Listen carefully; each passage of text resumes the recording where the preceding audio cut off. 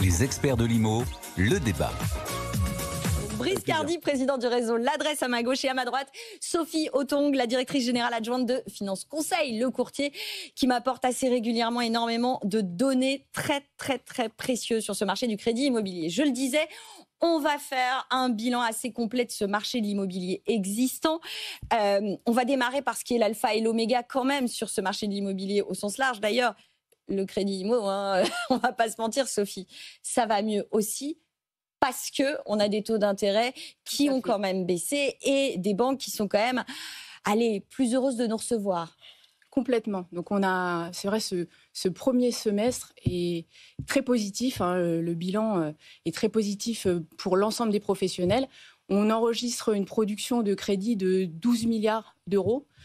Si on prend la même période en 2024, on était un peu en dessous de 8 milliards. Ouais, donc il y a un vrai truc. Il y a une vraie reprise sur le crédit immobilier. Et effectivement, les taux, ils sont pour quelque chose, puisqu'on a une baisse entre 0,75 et 0,95%, fonction des régions, depuis janvier 2024. Sur un an, si on prend la juillet 2024, on a pareil 40 points de base de moins, ce qui fait que les emprunteurs ont gagné en pouvoir d'achat.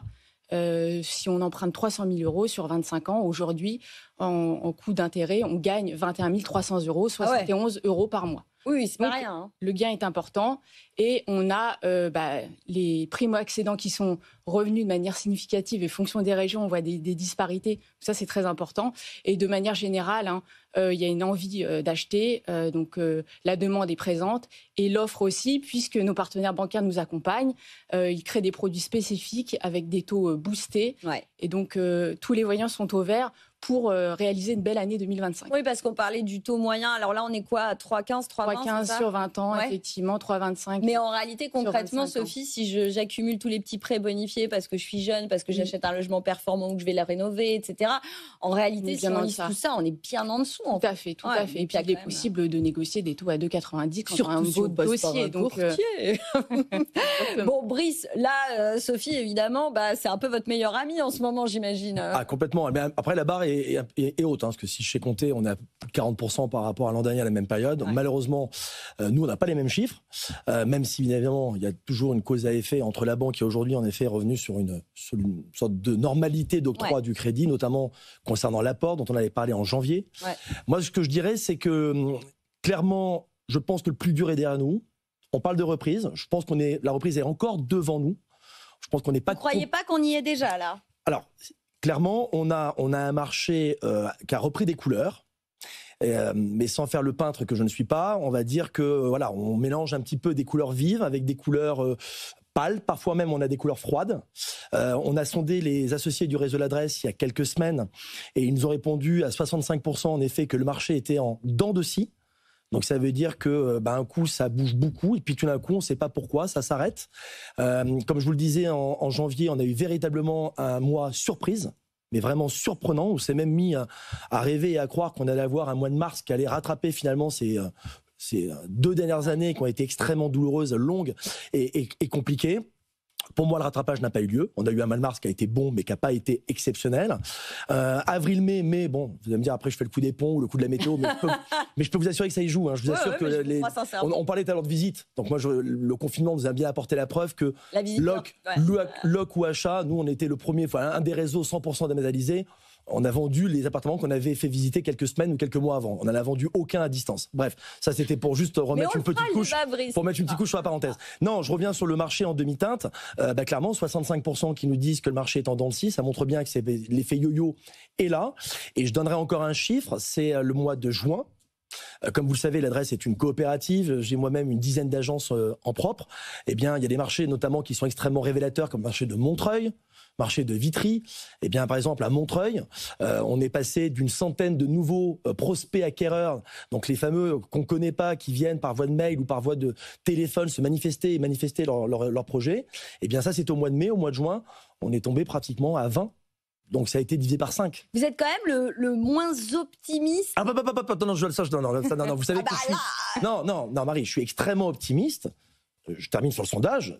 75% d'entre eux pensent qu'on va avoir un deuxième semestre qui sera de la même teneur. Les chiffres aujourd'hui nous donnent clairement raison sur le fait que le marché a repris des couleurs. On est à plus 10% si on compare à la même période l'an dernier. Mais en rappelant que l'an dernier, la période était vraiment pas terrible. Je dis juste qu'on a démarré très très fort en janvier, qu'on a eu un bon mois de mars. La preuve, c'est qu'au premier trimestre, on était à plus 15%. Ouais. Nous, sur le premier semestre, on est à plus 10%. Donc ça veut bien dire qu'à un moment donné, entre mai et juin, il s'est passé quelque chose. Oui, mais après, il y a peut-être aussi la reprise un peu spectaculaire du tout début d'année. Elle n'était peut-être pas non plus... Enfin voilà, il y a peut-être eu... non Moi, je pense... J'ai essayé de trouver, parce que je sais que vous aimez bien à chaque fois qu'on trouve des explications, pas juste se contenter d'alimenter et d'analyser des chiffres. J'ai deux explications quand même qui ressortent, une dans le sondage et d'autres un peu dans ma tête par rapport à ce qui s'est passé il n'y a pas très longtemps. La première, c'est en effet, et pourtant on en avait parlé en disant attention quand on parle d'augmentation des prix. Il faut vraiment expliquer d'où on part. Si on les compare avec le trimestre glissant où il y a un an, oui, les prix reprennent un peu de couleur. Si on compare avec les prix qui ont été pratiqués, on va dire en 2020-21, on n'y est pas du tout. Mais heureusement, j'ai envie de vous dire. Oui, mais ça, non, mais oui, sauf que certains vendeurs aujourd'hui, quand on parle que ça va un peu mieux, que le marché reprend des couleurs et qu'on parle même parfois pour certains d'augmentation de prix, je peux vous assurer que ça leur met un nœud dans la tête. Et ce nœud, c'est à nous derrière d'arriver à le dénouer. Donc ça, c'est une première version. Et la seconde, très franchement. Et je pense qu'elle a eu son effet. Quand je vois l'effet qu'a eu l'augmentation des frais de notaire, clairement, ça a mis c'est l'annonce de la suspension le 3 juin, je crois, ou au début du mois, sur l'idée de dire que la prime rénov, en gros, on ne sait pas trop où on va, on ne sait pas trop où on habite, on ne sait pas sur... Vous pensez carrément que ça a eu un impact sur le volume de transactions? Je parle du mois de juin. Moi, je vous parle une fois de plus, je parle de compromis signé. Je vous dis qu'au mois de mai, j'ai donc les chiffres du réseau et j'ai le chiffre de mes agences, avec lequel encore demain je vais être en comex avec mes managers. Donc j'ai des vrais chiffres qui ressortent avec du ressenti comme vous les aimez, c'est-à-dire mais qu'est-ce qui se passe ? Clairement, on est passé d'un mois de mai, malgré les ponts, qui a été quand même porteur, avec des compromis qu'on a pu en effet matérialiser, qui venaient souvent d'offres et de visites du mois d'avril au mois de juin. Pas partout, mais sur certains endroits dont je peux parler, parce que c'est un endroit où j'ai mes propres agences. Montreuil, qui est un bon critère, un bon baromètre, Montreuil, clairement, ça a dégringolé, oui. Est-ce qu'il y a que ça ? Je ne sais pas. Je dis qu'aujourd'hui, je pense que tout le monde est à fleur de peau, que on est à une situation géopolitique, nationale, politique, bref, où tous les voyants sont là pour nous empêcher d'avoir envie d'y croire. Vous savez à quel point le moral, la confiance jouent un rôle accompagné par les banques. Les banques, aujourd'hui, elles sont là. Ça, c'est la très bonne nouvelle. Tant mieux pour les primos et les autres. Le reste, c'est la confiance. Je vous dis, demain, vous apprenez, vous projetez d'acheter, vous entendez que finalement, un prime rénov, c'est suspendu, non, c'est annulé. Et puis finalement, ça va peut-être revenir. Quand ? Vous faites quoi ? Vous faites ce qu'il faut surtout éviter dans le marché. Vous attendez. Vous attendez. Ouais, bien sûr, mais c'est ça qui est assez terrible, Sophie, c'est qu'effectivement, il y a un effet psychologique qui est... Alors après, on peut l'entendre, c'est pas comme si aujourd'hui, quand on entendait l'actualité internationale, voilà, c'est pas hyper enthousiasmant, on va pas se mentir, et avoir des projets immobiliers, c'est quand même se projeter dans l'avenir aussi. Mais pour autant, on le disait, la réalité des faits, c'est que les éléments sont plutôt positifs. Brice parlait rapidement de l'apport personnel. Vous le constatez, vous, chez Finance Conseil, par exemple ? Il y a une baisse significative de l'apport personnel. Si je fais un focus sur les primo-accédants, je regarde toujours, moi, le poids de l'apport dans le montant du crédit. Et effectivement, il est descendu à 20,4%. L'année dernière, il était à 24%. L'année d'avant, il était à 28%. Wow, ouais. Donc, voilà, il y a une vraie baisse de l'apport, également pour tout profil confondu. Aujourd'hui, il est à 28%. Donc, vraiment, les voyants sont au vert et on voit par contre qu'il y a des régions qui accélèrent plus sur la primo-accession. Par exemple, sur le podium, je peux citer la Nouvelle-Aquitaine Sud qui enregistre 62%. On met pas Bordeaux, en gros, c'est ça l'idée ou pas ? Oui, c'est ça. Ouais. Donc 62% de primo-accédants. Donc c'est considérable.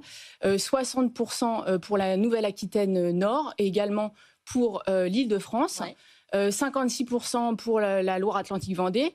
Donc le niveau d'apport a baissé de manière considérable, ce qui donne du pouvoir d'achat, parce que couplé à toutes ces aides, alors effectivement, ma prime rénov, en plus on n'a pas pu anticiper. Ouais. Puisqu'on a tous appris comme ça. Voilà. C'était le but, pour accompagner nos clients, c'est pas simple. Pour autant, le PTZ étendu sur tout le territoire et pour les maisons individuelles, ça a quand même été très aidant et ça a mis un coup de booster pour nos primo-accédants. Effectivement, sur le niveau des transactions sur la maison individuelle, là, on on gagne un peu de terrain, mais pour autant, on part de très très loin. Donc en projection, on va peut-être faire 10 000 de plus, mais pas beaucoup plus. Et encore, on est généreux. Par contre, sur l'ancien, et nous, ce qu'on remarque, on n'a pas ce phénomène de dents de scie du tout. On a fait d'excellents mois de mai et de juin en termes de distribution de crédit. La clientèle n'a pas tari. Donc en termes de projection, nous, on se dit que transactions dans l'ancien, on devrait peut-être frôler les 900 000, ce qui quand même est un rythme où on est dans une normalisation du marché. Et ça, je partage. Je partage complètement. Attention, je partage. Mais attention, mais 900 000, c'est encore plus de 25% de moins que les plus belles années. Non, mais d'accord, mais c'est ça qui n'était pas normal. Je suis désolée, Brice. Voilà. Mais par exemple, votre confrère et concurrent Charles Marinakis disait ce matin sur notre antenne chez Century 21 que lui, il trouvait ça finalement très très bien, 900 000 ventes. Alors eux, ils tapent sur 850 000, je crois, chez Century. Je crois que du côté de la FNAIM, Loïc Quentin tape carrément sur 940 000. Bon, globalement, bon an, mal an, on va être autour des 900 000. Ça ferait... Enfin, il y a de quoi je suis d'accord, je suis complètement d'accord.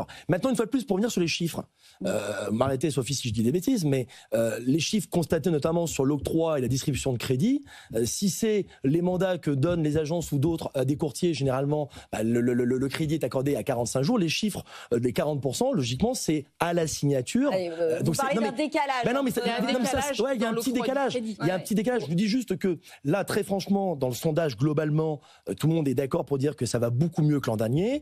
65% le phénomène d'Annecy, 25%, important de le dire, que le marché est dynamique. Donc ça veut bien dire qu'il y a plein d'endroits où ça va beaucoup mieux que l'an dernier. Je dis juste que ce phénomène yo-yo, il existe. Il y a des mois où on ne comprend pas, où ça marche très fort. Et puis il y a des mois où tout d'un coup ça se calme un peu. Est-ce que c'est la moindre annonce? Est-ce que c'est pas lié aussi au décalage des saisons? Et attention, je ne veux pas partir sur un débat de climatologue.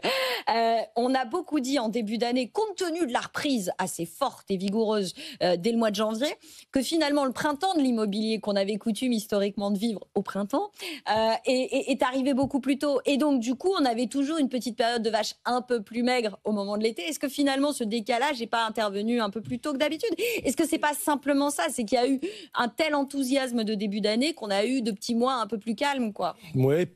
Probablement, mais j'essaye de faire l'optimisme. Et c'est rare que je fasse l'optimisme. Oui, non, ça va. Globalement, ça va plutôt bien. Non, j'ai un peu de mal à ça parce que très franchement, ce qu'on appelle les printemps, c'est tout simplement les projets essentiellement familiaux où il faut qu'on s'organise sur les écoles, les inscriptions. Non, j'ai envie de vous dire, ça reste les fondamentaux. C'est un peu les marronniers de notre métier. Donc, je suis pas. Non, je vous dis, c'est ce qui est certain, c'est que la très très bonne nouvelle. Et merci pour le chiffre que vous nous avez donné sur l'histoire de 28, 24, 20. C'est en effet les conditions d'apport qui ont largement évolué et notamment sur des gros budgets. Moi, je ne cesse de dire depuis 2 ans que le nuage et la crise, elle n'a pas été la même pour tous. Globalement, demander 25 ou 28, 30% d'apport sur un bien moyen à 500 000 ou à 500 ou à 600 000 euros à Paris, c'est pas tout à fait le même effort qu'un bien moyen en région, parfois, où vous pouvez trouver de votre bonheur à moins de 200 000. Les revenus des acheteurs sont pas exactement les mêmes. Oui, mais n'empêche que quand vous êtes primo, secondo ou peu importe, famille recomposée ou quoi ou caisse, trouver 200 000 euros, c'est pas évident. Ça, c'est la très bonne nouvelle. Ça, c'est la très bonne nouvelle. En effet, les marchés, où je vous dis une fois de plus, il y a le réseau et mes agences, Paris, Montreuil, où les prix de l'immobilier sont très chers et à 300 000 euros, vous avez juste un studio ou un 2 pièces. Ouais. Là, la normalité, c'est ça. C'est qu'on a vraiment un marché qui s'est complètement dégrippé au mois de janvier. Je dis juste que l'effet d'Annecy, et là, c'est pas Brice Cardi qui parle avec ses agences immobilières, c'est Brice Cardi en tant qu'animateur du réseau L'Adresse. C'est quand même 65% de nos associés qui ont répondu il y a quelques jours pour bien dire que le marché est en dents de scie. Bon, il nous reste 3 minutes top chrono pour maintenant se projeter justement et essayer de faire des petits paris. Vous sortez vos boules de cristal et puis maintenant, je commence avec vous, Sophie. Vous visez quel taux d'intérêt par exemple? Est-ce qu'on peut s'attendre à une stabilisation, à de nouvelles baisses de taux? Est-ce que les conditions de crédit, selon vous, vont rester aussi généreuses qu'elles le sont aujourd'hui sur les 6 prochains mois de l'année? Je vais donner un indicateur qui va peut-être faire gagner un peu un optimisme de Brice. Je veux pas. Les taux vont se stabiliser. Les taux sont stables, ils vont continuer à être stables. On projette entre 3 et 3,25. Voilà, on surveille parce qu'effectivement l'OAT est toujours au-dessus de 3,20, entre 3,20 et 3,30. Donc ça baisse pas. Pour autant, ça nous a aidé la baisse des taux directeurs. On est très optimiste. Là, on a une baisse du taux d'usure qui a permis de contenir s'il y avait des velléités de monter un petit peu les taux. Ça n'a pas été le cas. Stabilité pour ce mois-ci, stabilité pour la fin de l'année. Ça, c'est un bon indicateur pour se dire que quand même, l'année devrait être bonne. Les conditions, elles vont pas bouger parce qu'elles vont être bonnes. Après, voilà, effectivement, le budget 2026, il y aura des choses qui vont bouger dont on n'a pas la maîtrise. Pour autant, le retour de MaPrimeRénov', avec des contours un peu plus stricts, on s'y attend, mais il fallait le faire parce qu'il y a eu beaucoup de fraude et c'était compliqué. Donc les indicateurs sont bons, les partenaires bancaires veulent nous accompagner, veulent accompagner les emprunteurs. Tout est clair pour faire une belle année 2025 et projeter un bon niveau de transaction qui effectivement, on ne sera pas sur les 1 million et les 1,2 million, mais ce n'était pas un marché dans la norme. Ouais, on est d'accord. Les prix à ce moment-là ont explosé, les taux étaient beaucoup trop bas. Donc en fait, ça a dérégulé. Et là, finalement, on est dans un marché de normalisation, ce qui nous va bien, ce qui donne de la visibilité aux emprunteurs et à nous, partenaires, au quotidien. Là, j'ai pas le choix. Là, D'abord, j'étais déjà convaincu. Vous avez une minute. Non, mais j'étais déjà convaincu. Là, Sophie m'a vraiment. Mais c'est bon, je suis archi convaincu. Là, il achète. Plus sérieusement, je partage bien évidemment complètement tout ce qui a été dit par Sophie. Je reste convaincu, comme 75% de mes associés, que le deuxième semestre sera à minima aussi bon que le premier. Et clairement, je crois beaucoup à l'effet de rentrée. Avec ça, c'est sûr, on le sait, les Français ne cessent que, voilà, ils ont un attachement à être propriétaires et bien chez eux. Donc, je crois beaucoup à une très belle rentrée. Ça, c'est évident. Et les prix en hausse, en baisse? Alors les prix, là on est dans un effet plateau auquel je ne crois pas trop. Il y a l'effet plateau dans l'immobilier, ça ne marche pas trop. C'est soit on est sur un marché haussier, soit baissier. Mais je ne dirais pas haussier pour pas justement remettre encore un nœud dans la tête des vendeurs. Ce qu'il faut que les vendeurs retiennent, c'est que, en gros, ceux qui ont acheté entre 2018 et 2021-2022, il y a encore en moyenne, au moins encore une correction de au moins 10% à faire. Au moins 10% à faire. Le message Donc cela, il faut qu'ils l'entendent. Okay, le message est passé. Merci à Brice Cardi, le patron du réseau L'Adresse, et merci à Sophie Autongue pour le courtier Finance Conseil. Merci à